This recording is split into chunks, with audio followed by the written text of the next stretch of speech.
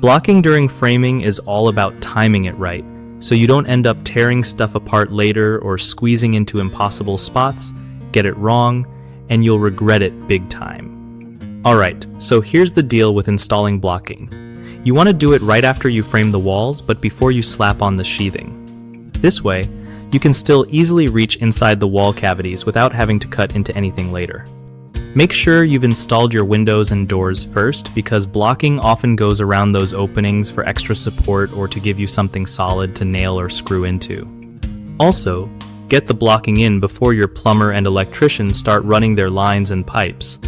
That way, you're not working around wires or pipes that could get damaged. Think of blocking as the backbone for stuff like cabinets, towel bars, or anything else that needs a sturdy anchor. Use solid wood pieces that fit snugly between the studs, and double-check measurements so everything lines up perfectly.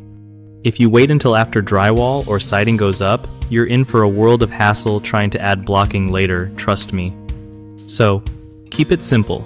Frame first, windows and doors next, blocking right after, then let the pros run their lines. One of the biggest mistakes with installing blocking during framing is waiting too long until after the drywall is up. This makes it nearly impossible to add support without cutting into finished walls, which is a pain and adds extra costs. A good fix is to plan blocking placement ahead of time and add it before drywall goes on. Another common slip-up is not installing blocking around windows or doors where hardware like blinds, shelves, or trim needs support. Skipping this means weak spots that might crack or fail later. Fix that by measuring carefully around openings and adding solid blocking where needed.